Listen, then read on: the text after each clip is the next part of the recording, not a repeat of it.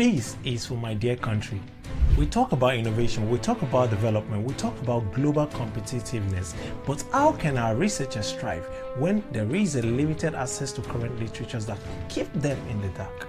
Every day, doctoral researchers, scientists and innovators hit a wall, not because they lack ideas or dedication, but because the very knowledge that they need is locked behind expensive paywalls.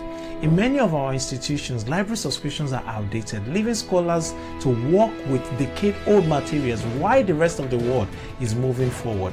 I personally dread losing the access that I currently have. It is an important thing to note that it is not just about research problem, it is a national problem.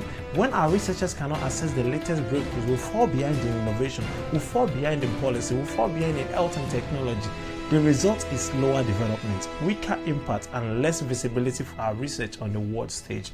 But this doesn't have to be this way. We can change this. We can negotiate national licenses with major publishers. We can change how research is being assessed, ensuring research equity. We can fund open access initiative, ensuring that knowledge produced here and globally flows freely.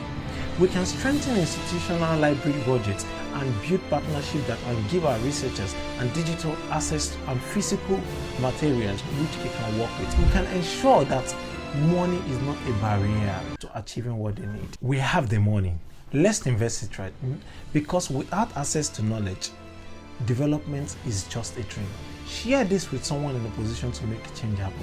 A policymaker, a university leader, a donor, or a fellow researcher who believes in the Nigerian future.